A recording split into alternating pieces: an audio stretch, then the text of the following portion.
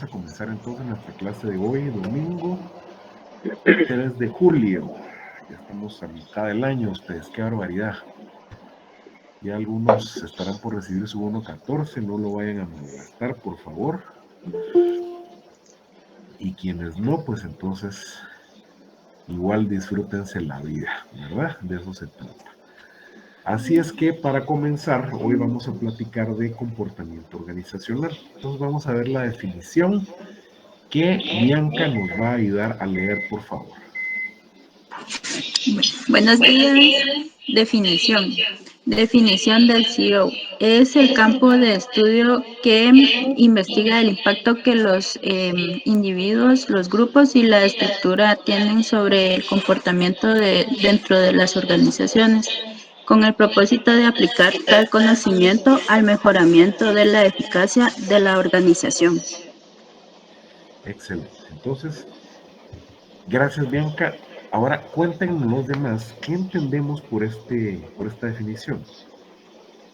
A ver, ¿quién me cuenta qué se entiende por esta definición de comportamiento organizacional?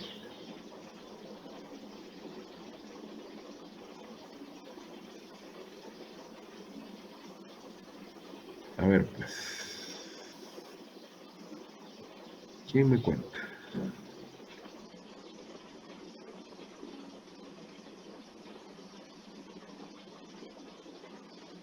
¿Qué entendemos por esta definición de comportamiento organizacional?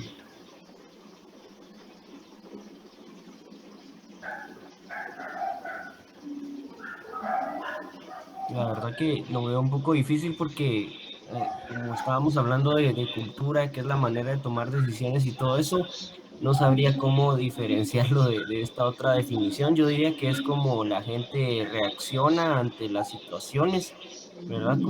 Cómo se comporta, cómo se dirige, ¿verdad? Ante una situación en el trabajo. Muy bien, precisamente tiene que ver con eso. Fíjate que aquí lo que nos dice esta definición es que se va a ver el impacto que tienen las personas en las organizaciones. Fíjense ustedes, ¿y qué impacto tiene la estructura de las organizaciones en las personas? O sea que es un análisis de doble sentido. O sea, yo voy a analizar cómo las personas influyen en la empresa y cómo la empresa influye en el comportamiento de las personas. Entonces la idea es que nosotros a través de este conocimiento podamos vincularlo precisamente con la cultura. Ya hemos hablado en múltiples ocasiones acerca de un ejemplo como lo de la cementera. Hemos visto que en ese ejemplo la seguridad industrial es un valor y es un estilo de comportamiento muy importante y muy relevante en todos los niveles. En el nivel de empleados, en el nivel de proveedores, en el nivel de clientes que hay en el lugar, etc. ¿Ok? Entonces sí es muy importante que haya una relación directa entre ese comportamiento de las personas y el impacto que tiene la estructura. Pero por otro lado, hay personas que modifican la forma en la que actuamos dentro de las organizaciones. Por ejemplo, nos vamos a encontrar con que efectivamente hay jefes que hacen de nosotros personas más eficientes porque buscan a través de nuestro trabajo desarrollar cierto tipo de actividades.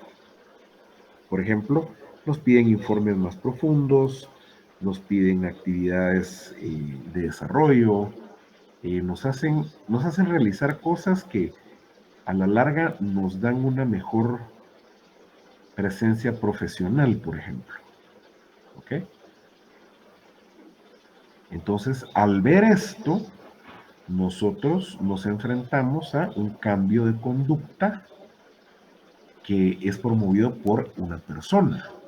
Entonces ahí van a ver ustedes gerentes que promueven el desarrollo y la capacitación de las instituciones. ¿Se han enfrentado con jefes así? Que sí se preocupan por la capacitación y que les comentan que lo hagan o que los ayudan, por ejemplo, para que vayan a la U, ¿verdad? Esas son personas que influyen en las organizaciones. Entonces a eso se refiere esta definición. A ver, ¿qué más me hace pensar esta definición de comportamiento organizacional? A ver, ¿quién más me cuenta?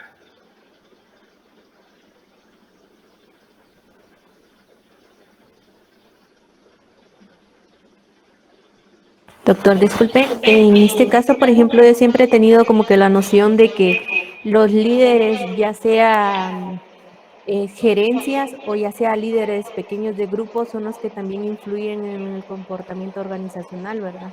Porque, Total. por ejemplo, puede ser de que en el departamento contable exista el jefe, pero este no tiene liderazgo, pero existe un analista, un asistente que sí influya dentro del grupo. Este puede también a que dentro de ese departamento, pues, sea un departamento de éxito o sea un departamento que cause conflicto, ¿verdad? Sí, totalmente de acuerdo contigo. Ahí vemos un bonito ejemplo. Fíjate que yo, no, yo creo que sí les conté esto que había sucedido en cuanto a que antes de una evaluación de clima, ¿se acuerdan ustedes? El gerente del área de finanzas los invitó a todos a desayunar. ¿Se acuerdan de esa anécdota? Y entonces en esa anécdota viene el gerente de finanzas, los invita un día antes y les dice, miren, ahí les encargo mañana, ¿verdad? Mañana vamos a tener evaluación y si algo sale mal, voy a despedir gente. Pues fíjense cómo influye un mal liderazgo en el comportamiento de las personas. Ellos estaban trabajando en base al miedo. Fíjense ustedes. Entonces, realmente eso nos da a nosotros una pauta muy interesante de esta relación que pudiera existir entre el comportamiento de las personas y el comportamiento de las organizaciones.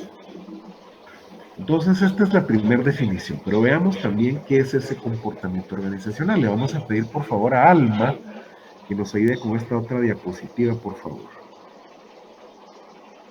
Con gusto. ¿Qué es el comportamiento organizacional? Como el centro de estudio en la organización, es importante recordar que esta es una unidad social del mínimo de 2 personas, coordinada constantemente de manera que logre continuidad y el logro de sus objetivos. En ella, importante rol cumple el gerente, dado que es el responsable de alcanzar las metas por medio de las demás personas que trabajan con él. Muy bien. Muy bien, entonces aquí hay otra característica interesante y es que nos estamos enfrentando a que la organización como tal es una unidad social. Entonces tiene un reto y eso es a lo que nos enfrentamos, a cumplir los retos que se traducen a los objetivos estratégicos o los objetivos operativos. Entonces aparece una persona que le llamamos gerente. ¿Quién es ese tal gerente? Bueno, pues es el responsable de alcanzar las metas. Entonces, él va a tener un rol importante, sí, claro, lo va a tener, pero lo va a tener porque él es el responsable de ciertos resultados, los resultados de su área de trabajo a cargo. No es que sea más importante solo por el cargo, o sea, es que como es gerente es importante, no, es importante su rol de supervisión para alcanzar objetivos, eso es lo importante, ¿se entiende? O sea, no es que él sea más o menos que los demás, no. Es sencillamente que ese es el rol que le ha tocado jugar. Entonces, cuando hablamos de este rol, nosotros tenemos que tener en cuenta que el rol del gerente es importante porque nos ayuda a entender que hay que dividir ciertas tareas. Entonces, ¿qué es lo que hace un gerente? ¿Qué es lo que hace un gerente? Un gerente hace las funciones básicas de la administración. ¿Cuáles son estas? Pues esas 4 que vemos en pantalla, ¿verdad? Planear, organizar, dirigir y controlar. Pero falta una. ¿Cuál es la que falta? Integrar. Integración. Perfecto. La integración de todas estas funciones. ¿Cómo integramos esas funciones? ¿Okay? Entonces, la definición de estas, vamos a hacer una definición breve, dado que aquí habemos muchos administradores de empresas. Entonces vamos a ver qué significa cada una de ellas y le vamos a pedir, por favor, que nos ayude Jeffrey. A ver, Jeffrey, ayúdanos con esta diapositiva, por favor. Claro.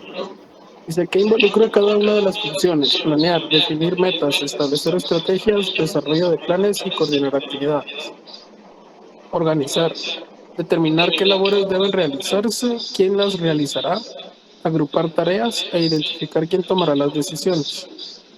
Dirigir, ver cómo se va a motivar a los trabajadores, seleccionar los canales de comunicación y la manera en la cual los conflictos se resolverán, y controlar, ir monitoreando el avance de las tareas y corregir si fuera necesario alguna desviación de lo planificado si así fuera necesario.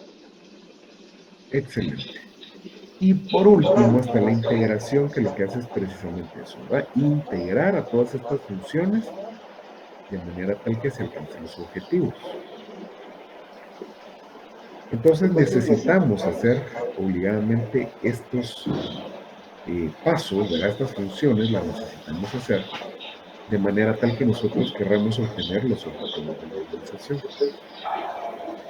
Pero entonces nos enfrentamos a que hay una serie de recursos que nosotros vamos a tener que administrar. Ese es uno de los retos que tenemos. Tenemos distintos tipos de recursos. Ahí hay algunos que son humanos, los recursos de personas, ¿verdad? Los recursos materiales, estamos hablando de equipo, materia prima, etcétera, ¿verdad? Tecnología, los recursos económicos, que tienen que ver con la disponibilidad de dinero que se tiene en la organización, que es un poco distinto al financiero, ¿verdad? Se parece mucho y de repente lo contiene, pero los recursos financieros tienen que ver con la forma en la que la empresa, por ejemplo, está apalancada, si tiene suficiente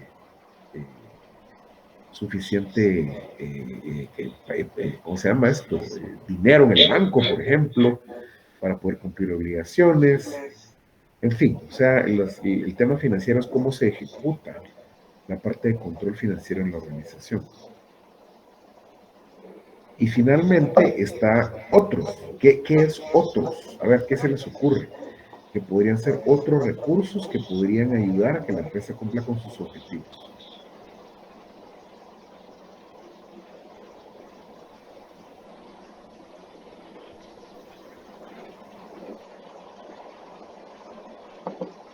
El recurso tiempo podría ser establecer los objetivos en los tiempos establecidos. Muy bien, me gusta ese recurso. Es un recurso ilimitado y finito, ¿verdad? O sea, para nosotros tenemos deadlines, se le dice en inglés, ¿verdad? Tenemos plazos de entrega. El tiempo como definición es infinito, pero a la hora de ver nuestros plazos de entrega, ahí sí es finito. Disponemos de cierta cantidad de horas, de cierta cantidad de días para entregar algo. Entonces no es tan ilimitado como parece, ¿verdad? Entonces, esos son otro tipo de recursos. ¿Qué más? El tiempo tenemos por ahí.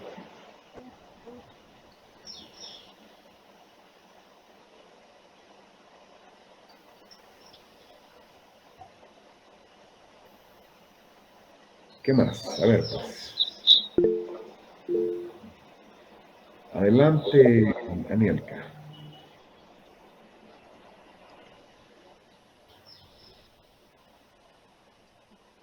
Adelante.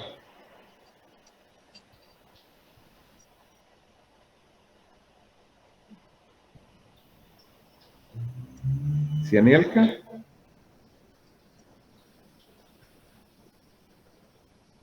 Bueno, no nos está escuchando Anielka. A ver, pues, ¿quién más? ¿Tiene alguna idea de qué otro tipo de recursos disponibles podemos tener para cumplir objetivos en las organizaciones? ¿Recursos estratégicos, Lick?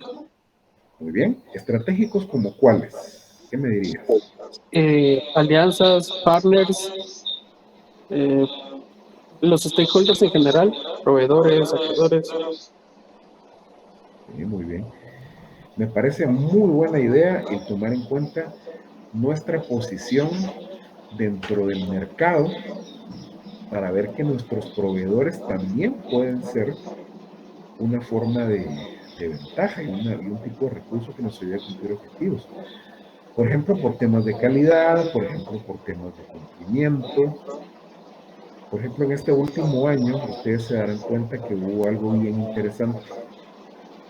Y es que habían proveedores que podían dar recursos a nosotros como país, por ejemplo, sin necesitar utilizar transporte marítimo. El transporte marítimo se fue al cielo de precio. Se fue a las nubes, de costar $2,000 un contenedor, el traslado de un contenedor, ahora cuesta $20,000. Es una cosa estrafalaria la cantidad de aumento que tuvo, pero estrafalaria. Y esto es algo que sucedió y que hay ciertos proveedores que nos dicen, no, tranquilo, miren, nosotros no le vamos a subir porque tenemos distribuidores o productores cerca de Guatemala. Entonces, eso es un recurso interesante, es una ventaja muy grande. ¿Qué más? ¿Qué más podemos tener como recurso que podemos explotar? Maestro, yo le había colocado ahí recursos intangibles, por ejemplo, los software, que son bien importantes en el área de recursos humanos. Perfecto, me parece un buen punto también, el software. En realidad la información, ¿verdad, Sandra? Es la información que nosotros podemos tener y cómo la manejemos. Eso es algo muy importante, muy bien. Cómo gestionamos la información. Y a eso me da pauta para pensar en cómo gestionamos el conocimiento. ¿Estamos de acuerdo? Eso es algo que también nos puede dar una buena pauta de recursos para utilizar. Les doy otro, la marca. Hay marcas que por sí solas venden más que el producto en sí. Por ejemplo, Ferrari. ¿Conocen ustedes los vehículos Ferrari? Pues esos carros cuestan millones de dólares, ¿estamos de acuerdo? Pero la marca Ferrari como tal gana más plata, fíjese, con los productos relacionados a la marca que con la venta de vehículos en sí. Mire qué interesante. Gana más con los productos que están en relación con la marca más que los vehículos en sí. Entonces, esto sí resulta muy interesante, porque entonces vemos que si hay una forma de poder establecer esa diferenciación entre los recursos básicos que nosotros vamos a necesitar tener, ¿verdad?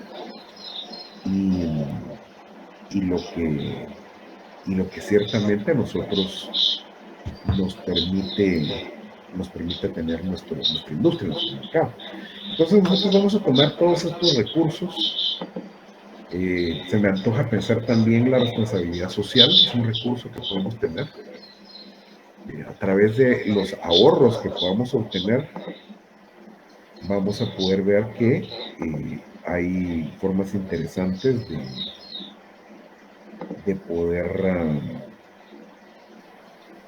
generar ahorros, formas interesantes de poder estar a la vanguardia en términos del mercado. Acuérdense que ahora a las personas les atrae bastante el hecho de que una empresa sea socialmente responsable.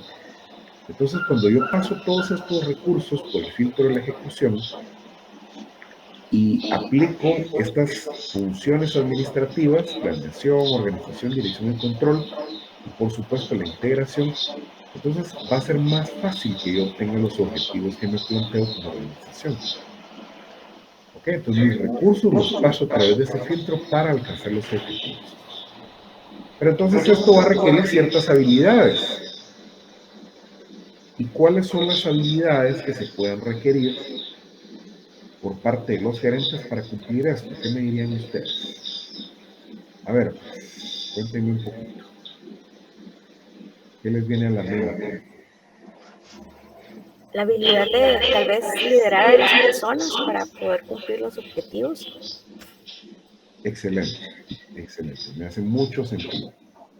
La habilidad de liderar a personas. Es un tipo de habilidad que yo le podría llamar, vamos a ver, llamémosle una habilidad de tipo humana, ¿verdad? Me parece. ¿Qué más? ¿Qué otras habilidades debería tener un gerente?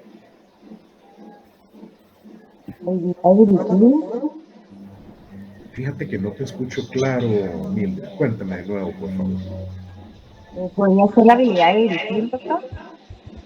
De dirección. Sí, muy bien. La habilidad de dirección. Excelente. ¿Qué más? ¿Qué más necesita un gerente para cumplir el proceso administrativo? Tal vez inteligencia emocional, doctor. Esa me gusta bastante, porque si te das cuenta, la inteligencia emocional tiene varios factores que nos van a servir. ¿Y cuáles serán estos factores? Uno de ellos, por ejemplo, es la autoconciencia. La inteligencia emocional tiene 5 factores: autoconciencia, autorregulación, automotivación, empatía y relaciones interpersonales. De eso se trata la inteligencia emocional, según Daniel Goleman. Entonces, esa primera parte, los primeros 3, autoconciencia, autorregulación, automotivación, tiene que ver con cómo yo, en primer lugar, identifico mis emociones, identifico que me siento de determinada manera. ¿Ok? Por otro lado, cómo regulo yo el resultado de esta emoción. Eso es muy importante. Porque puede ser que yo crea, fíjense ustedes, que yo crea que el tema de la inteligencia emocional es tan sencillo como venir y, por ejemplo, bueno, voy a tener una emoción, ¿verdad? Por ejemplo, imagínense que yo vengo y le digo a Estíbaliz, a ver, Estíbaliz, enójese pues. A ver, Estíbaliz, enójate pues. Miren la sonrisa que me pone. No, hombre, enójate, Estíbaliz. Y se ríe Estíbaliz. No, hombre, enójate. Hasta se tapa la boca, mi muchachito. Se da cuenta que no es sencillo que yo solo venga y le diga a alguien, a ver, por ejemplo, Mildred Godínez, a ver, ponete triste. Que otra colega que se ríe. Es que, si se dan cuenta, no es así el tema de las emociones, ¿verdad?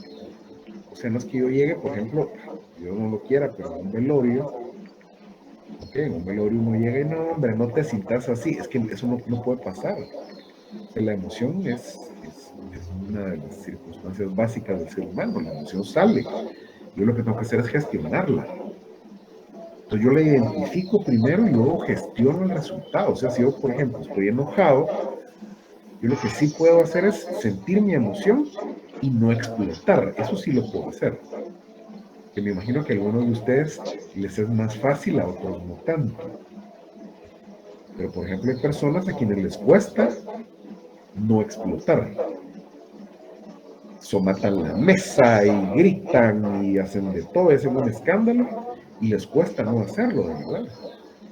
Entonces ese es un tema de autorregulación, no logran regular la intensidad con la que se está viviendo esa emoción.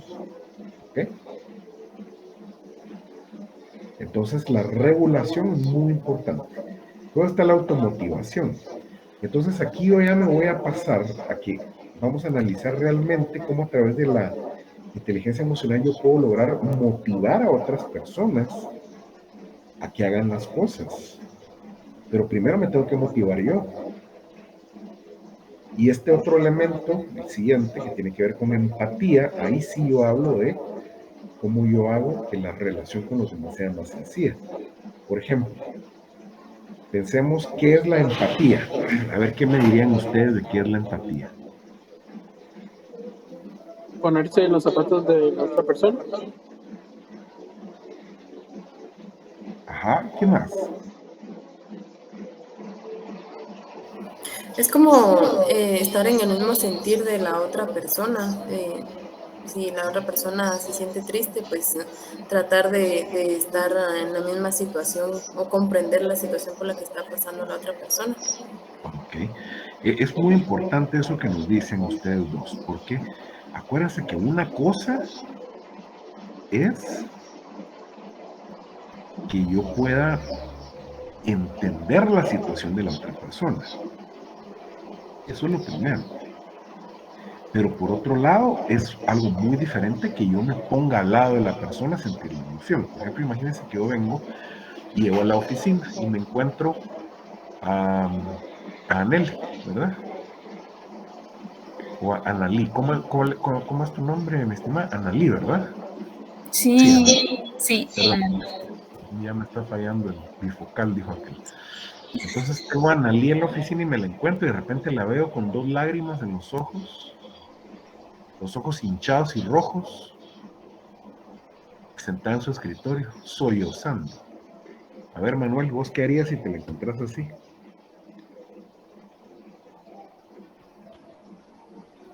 Ay, joder, bueno, pues le preguntaría qué le pasa, en qué le puedo ayudar. O tal vez sin necesidad de palabras, solo se le da una vez a la persona para darle a entender de que está uno ahí a disposición de apoyarle en todo momento. Muy bien, interesante, fíjate. Pues dependiendo de la confianza, ¿estamos de acuerdo? Vos te vas a dar cuenta que tal vez sí, la puedes abrazar o qué sé yo. Pero imagínate que yo venga y diga, ay Dios, pobre analista de grano, a ver, pues Analí, ven y te lloremos los dos, no sé ni por qué, pero lloremos. ¿Verdad? Yo recuerdo que eso hacía con mi nena cuando era muy chiquitita. De repente se ponía a hacerme un berrinche, ¿verdad? Entonces se ponía, aquellos llantos. Fueron muy pocos realmente los que mi nena hizo, pero cuando se ponía a llorar, que yo notaba que no era de dolor, ni de sueño, ni de nada de eso, y le decía, ay, pues lloremos juntos. Y me ponía a llorar yo al lado de ella. Entonces ella se me quedaba viendo y se reía, y se le pasaba el llanto.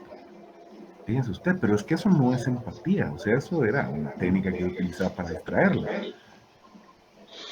¿Se entiende? Pero eso no es empatía, no es sentarme al lado de la persona y llorar junto con ella, no. Empatía es entender esa emoción y entender, por ejemplo, que en ese momento yo no puedo llamar a Analí y decirle, bueno, mija, véngase, usted va ahorita a hacer una presentación. No, pero es que fíjese que me siento mal. ¿Y a mí qué me importa? Usted está trabajando. Sus problemas personales los deja en la casa. Yo no puedo hacer eso, ¿se entiende? Yo tengo que entender esa situación. A eso se refiere, entonces, la empatía. A eso se refiere. Y entonces esto me lleva, mis estimados colegas, a entender que hay 3 tipos de habilidades. Por ejemplo, no me dijeron una muy importante, y es la habilidad técnica. Para que un proceso se cumpla, el gerente debe saber lo que está haciendo, ¿no es cierto? Imagínense que usted llega con su jefe, ay jefe, mire, la verdad es que estoy estresada, no sé qué hacer, ayúdeme.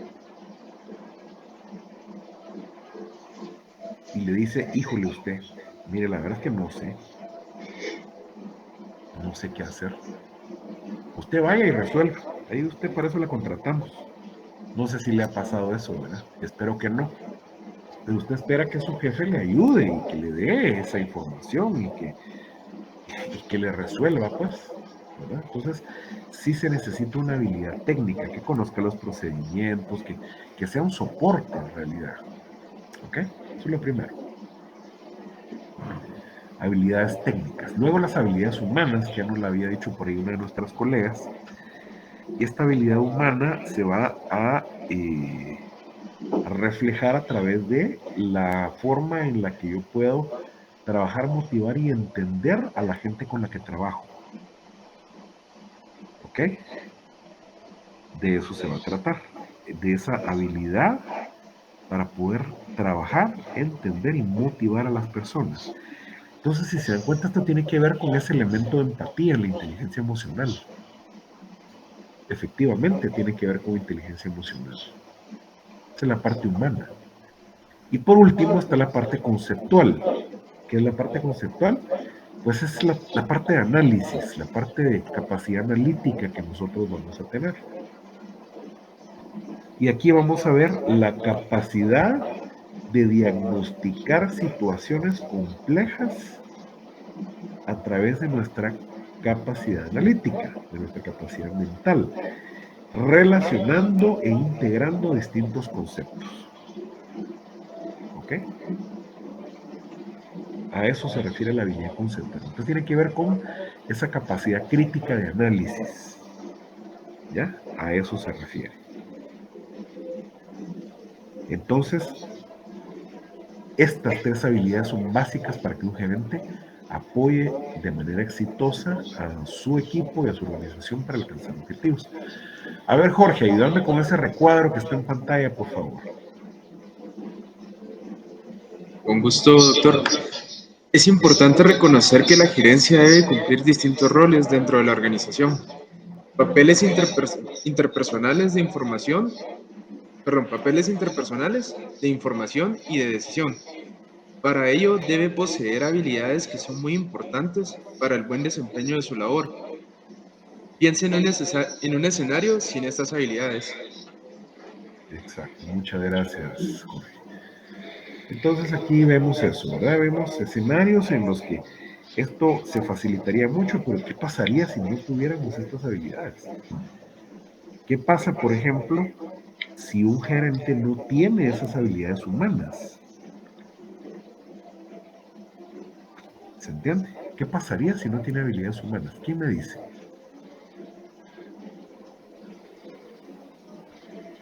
No va a tener colaboradores. A ver, vuélvame a repetir, por favor. No va a tener colaboración de las personas que tenga a cargo. Puede tener muchas renuncias también. Entonces, tener nuevos elementos, entrenarlos, también crea pérdidas para él y la compañía. Sí, me hace mucho sentido. Entonces ahí vemos que hay una posibilidad de que hay una alta rotación a partir de una baja capacidad humana por parte del gerente. Muy bien. Una buena detección, Rosemary. ¿Qué más? Ahí había otro caballero que nos había dado sus ideas. Sí, yo había dicho lo que es insensible ante cualquier situación. Ser insensible. Sí, claro.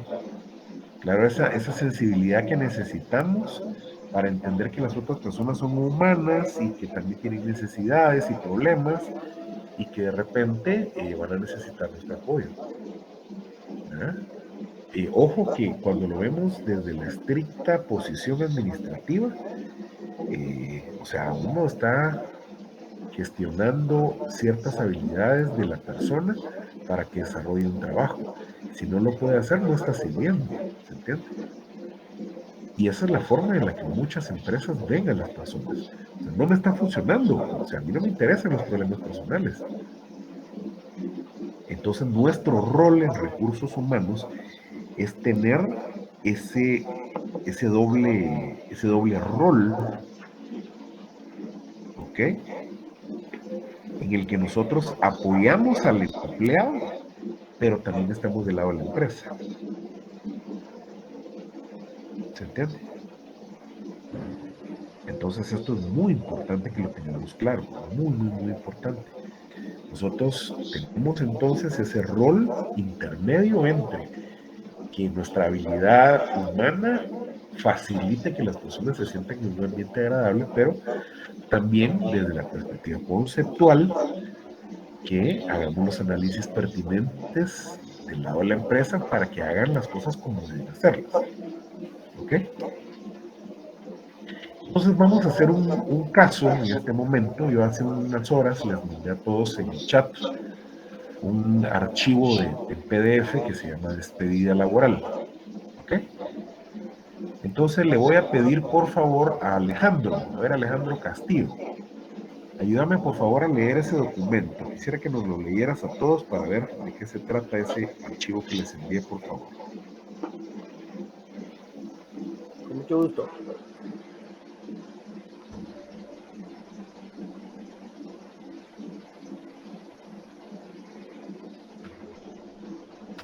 Despedida laboral. Robert permanecía sentado mientras escuchaba a Joyce Ellis decirle que se marchaba de la empresa para irse a trabajar con uno de sus competidores. Robert se quedó asombrado. Después de 2 años de trabajar duro, por fin había conseguido que su equipo funcionase bien.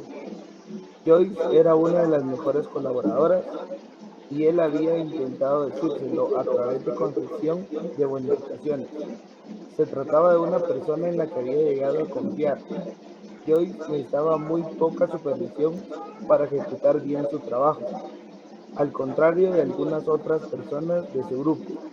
Robert se puso a reflexionar sobre las razones que le impulsaban a marcharse de la empresa. Para él no tenía suficiente sentido. Se preguntaba si había ocurrido algo que hubiese podido molestarla. Ninguno de los dos hablaba mucho acerca de sus vidas privadas, pero había confiado en que ella no tendría ningún inconveniente en contarle a él cualquier problema que pudiera afectarle. Joyce: me sentía como en un callejón sin salida y sin futuro. No tenía a nadie con quien pudiera hablar sinceramente de mi carrera profesional. Estaba convencida de que mi trabajo no tenía ningún porvenir. Joyce le dijo a uno de sus compañeros: Robert, bueno, la verdad es que parecía no estar a gusto conmigo. Sé perfectamente que soy la primera mujer negra con la que ha tenido que trabajar en su vida. Siempre he dedicado mucho tiempo a trabajar y relacionarme con los demás compañeros del grupo. Además, en diversas ocasiones hizo que sintiera que no me daba su apoyo cuando un cliente u otro o un alto directivo ponían en duda mi opinión. Es cierto que hizo que me concedieran bonificaciones aceptables, pero me daba muy poca retroalimentación acerca de mi manera de trabajar o de si yo tenía alguna posibilidad de llegar a ser vicepresidente. Cuestiones para debate. 1. ¿Existe realmente algún problema en esta situación? Si así fuese, defina qué tipo de problema. Si no es así, indique las razones que lo justifican. 2. ¿Cuáles son las causas fundamentales del problema identificado por usted? 3. ¿Cómo podría evitarse ese tipo de problemas en el futuro?